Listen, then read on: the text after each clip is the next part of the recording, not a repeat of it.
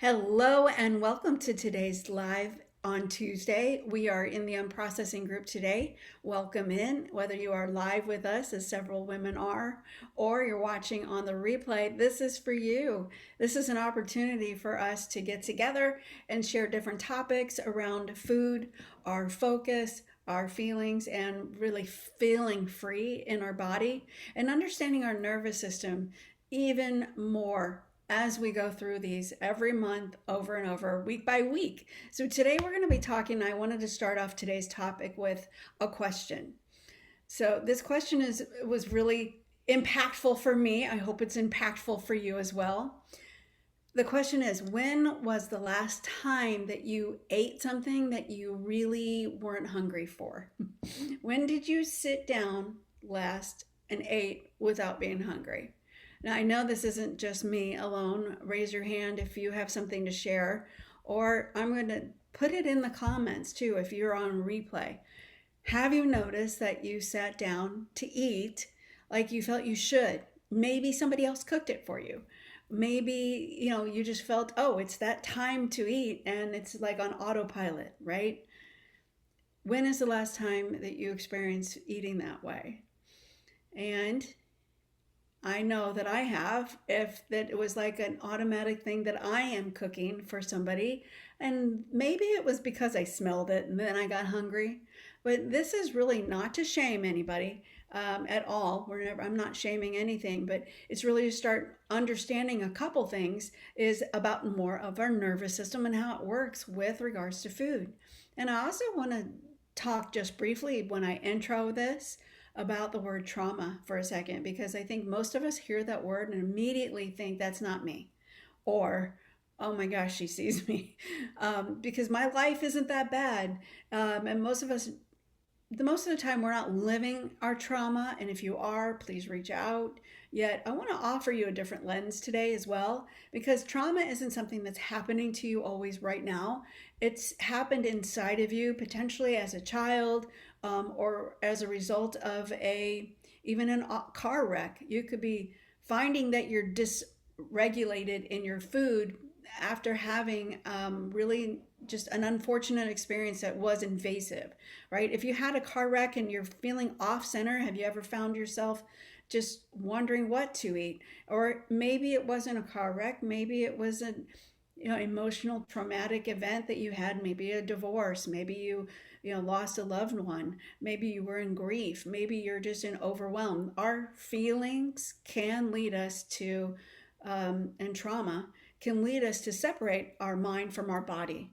And I wanted to address that today as I am I'm almost finishing my certification on updating on another trauma certification on trauma awareness.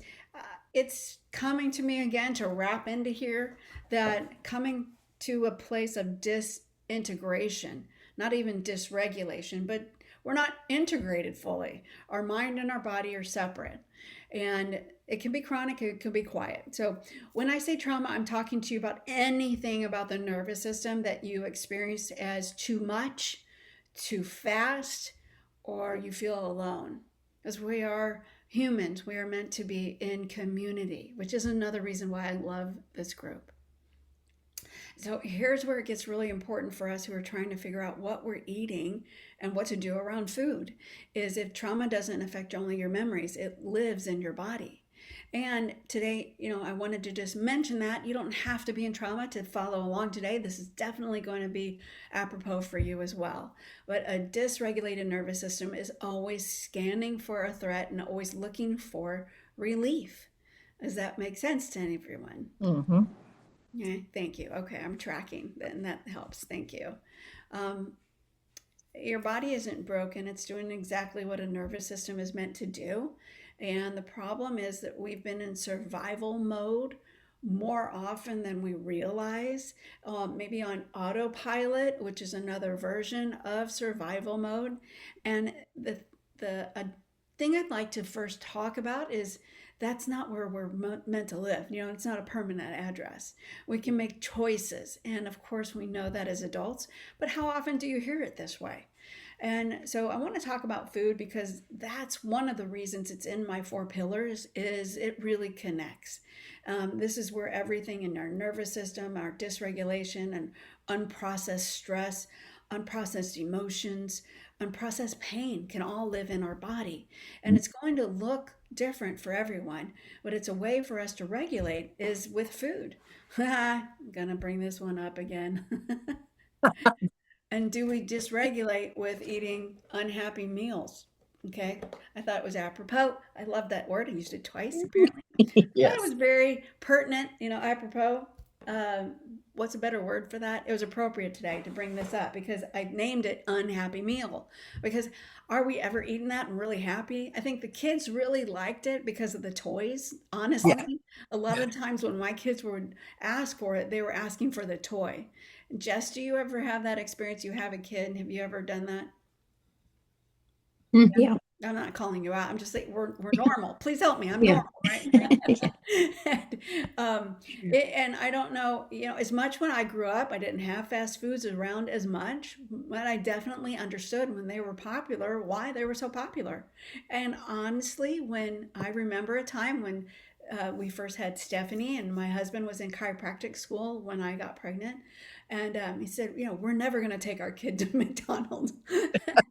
Sure. Okay. I wish we would have kept with that, but I was also dysregulated, and he was away often at school or studying, and so it was up to me. And fast food is available. That's what it is. It's also socially acceptable. We had kids' birthday parties were at the McDonald's playground. It's also sugar and fat are chemically addictive, right? They're dopamine hits. It's temporary relief from our nervous system and distress. And it's not about willpower then, it's about convenience. And it's also, can we know that? Can we just make that okay that once in a while we're going to do something like that? Or are Mhm. you on autopilot doing it more often than you really know you should? And being aware of that is one thing, yet also then making a decision from that, a new decision can be difficult. Is this something that you are really feeding, like bypassing, feeling? Maybe it's loneliness, maybe it's overwhelm. Your nervous system, which I'd like to break down in a moment now, it's definitely different. And we have a couple parts of our nervous system. So one is fight or flight, and it gets a bad rap. It's when we're mobile, we're getting things done in that state as well. It's necessary. Yet, are we on autopilot in that state? Also, are you getting things done in that state? Let's address that. Sometimes we're in fight or flight from the moment we get up. We're just on autopilot. We're being busy because we're supposed to be at work, right? Supposed to be. Listen to that word. We're also maybe we should be following a calendar. We should be making lists. Anything that I got that from my mother. My mother is still a list taker. She will go through and take the list. And so I noticed that I wasn't getting a lot of things done when the kids were little, so I became a note taker. I put everything on a list. I have sticky notes on my computer. I make lists. And yet, are we able to see, is food another area that we're just checking off the list? Or can we notice it doesn't take long to be in that state to really feel the food we're eating? I know a couple months back, we did part of our 10-day process, our 10-day unprocessing main challenge. And a lot of times we talk about food in that regard is what is it? Is it processed? Is it calories? What are we doing? Or can we just enjoy the food wherever we are and slow down? Like eat the food bite by bite. We're enjoying a berry. And I left my strawberries from the night on Friday at the clinic. Went to the strawberries today and I'm like, oh, they're at the clinic. Because if you would bite into food, especially when you have been taking sugar out, or even just slowing down, how time Mhm. we're on autopilot. If you slow down, you're like, oh man, real food or whatever you're eating, can you be present with it? Can you eat it slowly? Enjoy it. And then also, I've noticed when I was doing some of my awareness around this, I noticed I would eat and I would drink while I still had food in my mouth, right? Mm. How can we slow down and really enjoy the coffee that we made or your husband made? Or, you know, be present with what we're eating. And that can take us out of the autopilot of getting things done just enough to notice that we can be in both states at a day and it's okay. That teaches our body co-regulation is with maybe you sit down with your partner. If you have an ability to sit down with your husband during the day, I'm fortunate enough to. My husband and I usually have the same schedule.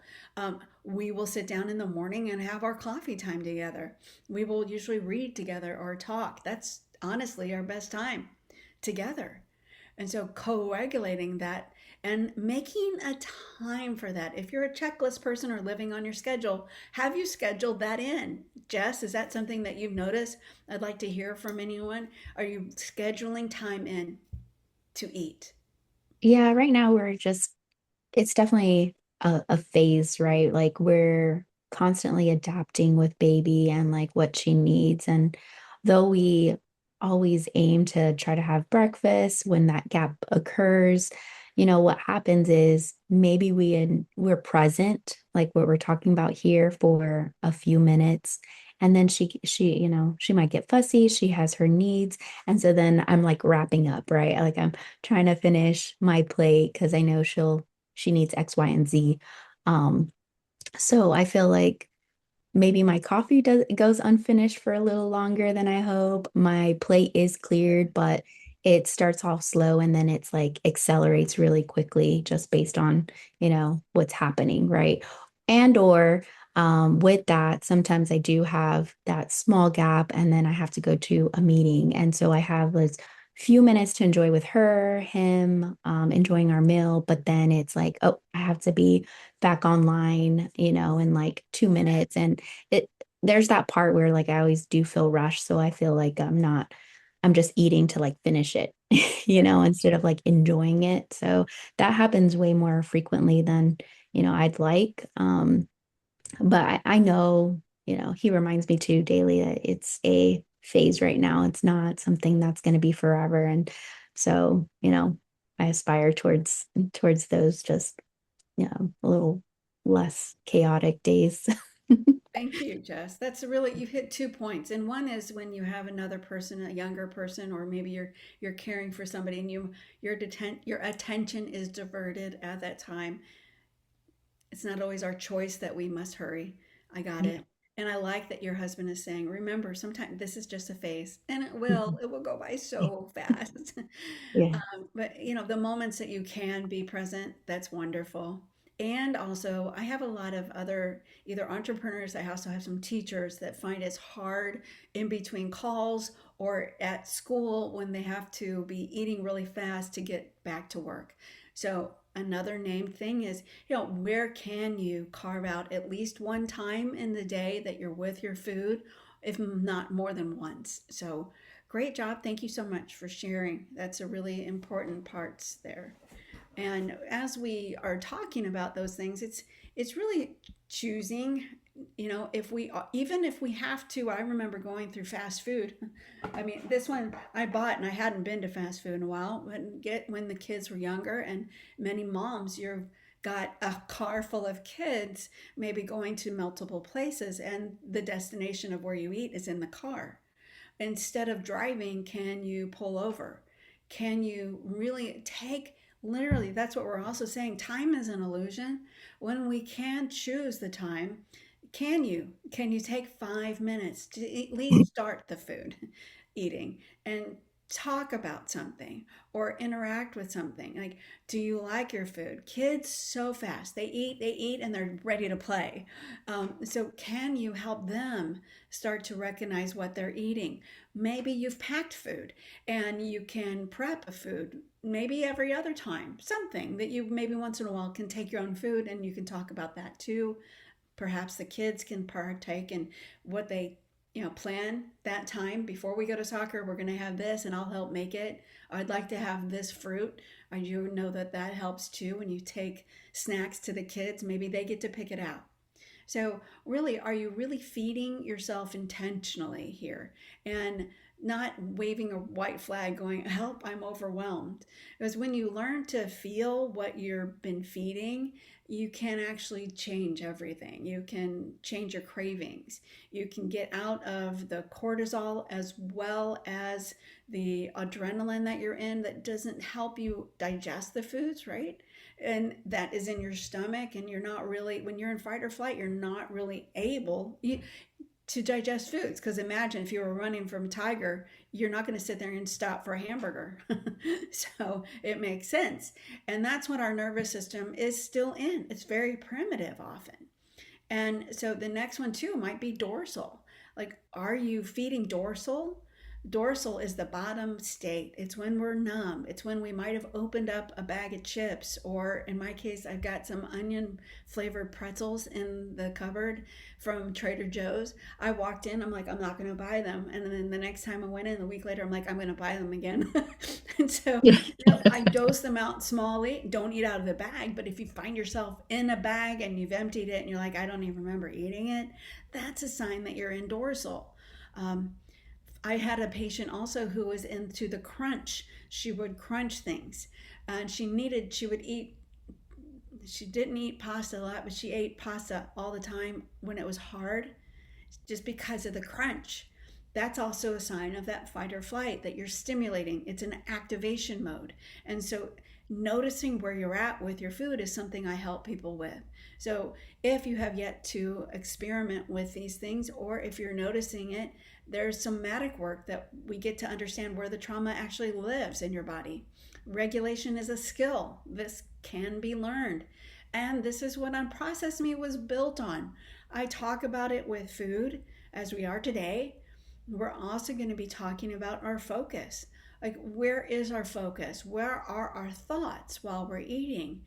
And what we can do is recognize our thoughts are somewhere else. Our focus will determine where we are. Have you ever said, your focus is half of what you're doing, or more so. What you focus on, you amplify. So if you're thinking that I got to go back to work, I have this checklist, then you're not really present with your digestion. Instead of checklist, or maybe even stop eating at your desk if you can, or put on some music, close the laptop, or turn away from it at least, and be present with your food for a little to raise yourself up on that ladder. The highest part is when we're in the ventral vagal state and we're like, I love eating. I love this coffee. It's so warm. Smell it. Get somatic with it. It smells amazing because I added coffee or added cinnamon to the top. What am I eating about the berries that maybe tasted so good? You can look at it and go, oh my gosh, this berry looks so juicy and red. Be with your food.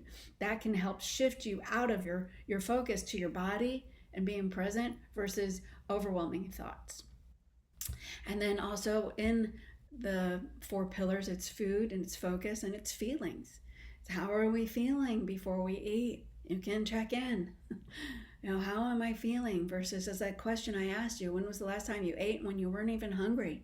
You can ask yourself, how am I feeling? Am I really hungry? Sometimes I've told my husband, catch as catch can, get what you want. I'm not hungry. And I made a choice not to cook dinner. I gave him notice, you can do whatever you want, there's leftovers, etc. But be available for yourself.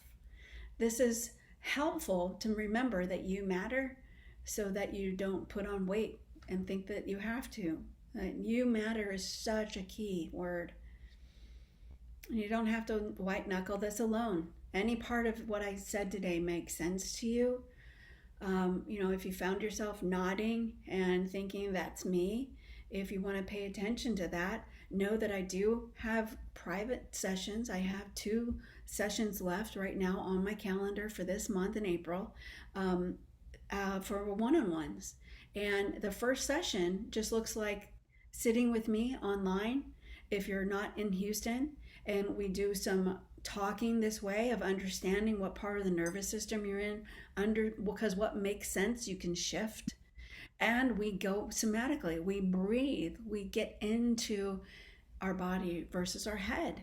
So it's twofold. And when you're with me, you're in the clinic, and we sit and we discuss this, and then we go back and we breathe. And I have a beautiful little private room. Nobody else is in the house. It's just us. And I want to offer you first and foremost, if you want to jump to that, great. This is on my website, feeltohealcoaching.com. But also right there is a clarity call. So if you are hearing this and we haven't really chatted together, I'd love to know how I can help you break this down for yourself. And that's with a clarity call. I go in on one subject and we get really clear on how I can help you on that. And then we'll even get some somatic work into that. And it's 20 minutes long. I really love to nail this down. So please reach it. That's either reply to this and say me, and I will answer you. I will find you. Or I will, go to my website as well, and it's all on there, how to book an appointment. So thank you. And I wanted to see if you have been with me or have a question today. You two are live. Pam, do you have a question today on any of the food, or is this hitting you already that you're like, this makes sense? Well, not really. I want to make when a lot of things go through my head as I'm listening to this because I remember when I worked, I had sticky notes all over my computer monitor. And I've only been fully retired for about a year and a half. And so at work, I would eat at my desk so I get more done. I Yeah. did all these things. And now that I'm retired, I'm sometimes it's kind of like the opposite. You made the comment about you wake up in the morning and you know there's things you should be doing. Well, I it's different. I'm used to getting up and there's places I should be going and doing, but I don't have those places anymore. So I change and find things. I mean, I have my morning routine. I've got some animals who need to be taken care of, and I take care of them. But again, that's a different adjustment as you go through all these things in life. I mean, I can identify with everything Jess said, and I can identify with everything you said because I've been there in those stages and been just like you. And now being retired offers a little bit different challenges, you know? Yeah, So intention. Hmm. yeah, Yes, yeah, having intention about what you're doing and having purpose to it, again, right. do matter. And so, yes, how many of us would love to just stay home and have nothing to do? How many times do we say that You until it's think in front that. of us? Yeah, until it's in You front of us, think you're that. like, Yeah. oh gosh, what do I do with my day? I What know. do I I do with know. my hands? Like, Especially if we'll you've been a fail. list maker and a checker offer, it's like, oh my gosh. Yeah. And Yeah. that's really helpful about your food and your focus is to have intention. So, Mhm. me coming here, I've practiced how to be more intentional here. It's a practice. And Yeah. I love being on here. And this is something in community I love sharing. And that's why I appreciate you being on live. Thank you. And Jess, and I appreciate your share this morning. If you have any more, I'd love to share it. Or if I you feel resonated with a lot of what you said, even prior to having baby. And it was like tied to work. There are a lot of points in my career where I felt burnt out. Um, and not that I went to fast food, but I did definitely whatever I could get my hands on at the time, kind of like eat it or drink it. And it may have not been the best, but it was accessible, right? Maybe to help me procrastinate because I was feeling burnt out or overwhelmed. Or just all those like feelings of feeling that stress or lingering whatever emotions, was happening because of work, right? Yeah. Um, but it definitely resonates with me. I don't have any questions. I think I'll take this back and just, try to be more present and focused because I do lose focus. Like, I'm looking at the time constantly, like how many more minutes do I have and all this. So What about Yeah. a dinner? I'm curious. When do you turn off you have hours that you shut everything down? uh no, I heard because that exhale, girl. no, not necessarily because every day is a little different. So if I It just so happens maybe he has more meetings than me, then I have to get back online in the evening. So there's not like a set time right now. We used to, but now we're just kind of catering to like her schedule when she falls asleep, and then be be able to do whatever else we need to do. So Yeah. And she's 2. she's about to be, yeah. Yeah, Mhm. yeah. It is a busy stage. All moms are going, oh yeah. And sometimes you'll have another, so it's prolonged. Yeah. And having the routines to do that really do come. There are just so many new gizmos and gadgets and plannings and things you can do to help her. I mean, to be honest, not that this is similar because I've been through kids, it's a lot harder. Yet with my dogs, I have multiple dogs. She has cats. How do you keep the dogs happy while I go live for a while or have a Yeah, yeah, conversation? yeah. I have to, think of the things that are going to keep them happy so that I can do this as well. And Yeah, for even if sure. it's for one meal, though, I like how you say maybe you two can be present or just yourself for one meal or slow it down. Those are Mhm. the two takeaways I'd love for you to take away today. Yeah. Yeah, definitely. Sometimes you'll hear our huskies, I'm sure, in future calls. Oh, I love But them. I feel as moms, we're managers of so many things, right? Not Yeah. just our career, but the house, other individuals, pets. We basically are, you know, executive managers of Mhm, so many things. And so, mhm. um, I feel like we have these slots, of availability in our minds because we have these to-do lists. And that's like, right. That's why like writing things down is helpful. But I still feel like that's so chaotic, even with all the lists, because I, even though you check off one thing, maybe five things have been added. And so it's just that constant of like, okay, when can I get down to two items on my list? And that emotion that I bring up because of that thought, sometimes it is like, how can I procrastinate my feelings, even though I should address it, Wow. and that's like a cycle. Yeah. Very interesting. When we're on the airplane, they say put the oxygen mask on you first for a reason. Mhm. And it is so that you serve better. How long can you allow your baby to cry? How is she okay? What can you make Mhm. okay in your mind on, you know, using different tactics for your checklist. What can you put off today? What is a priority? And then putting that checklist aside and only doing what is one or two items at a time that's prioritizing. Also, then when we look at that, it is to say when you are in overwhelm, you must take a time out. Put your own self in time out like we will with kids. And right, when it's part of our focus and our focus is off, part of what I also advocate for is to it's so much of what we do 95% is subconscious, so we don't recognize it's running. Only 5% of our world is conscious. So if you are conscious about this, imagine how much of your body is holding when it's subconscious. So put yourself in timeout and get a piece of paper and just allow your body to write. I mean, your body will come through your writing. So put a heading, what is one frustration at the top of the page, and put a timer if you want on your phone so that you can get back to work. But allow yourself 3 to 5 minutes where all you do is not rage on the page unless you need to. It's really to let it go and address, I am so overwhelmed. I don't want to look at another computer screen, and I don't want to look at another computer screen is at the top of the list. If I look at another computer screen, blah, blah, blah, let it go. And then end it, put your pen down, and take about 2 to 3 breaths intentionally. It's so nice. We don't need a lot to meet ourselves there. Mhm. That's part of it, though. Are you meeting yourself there?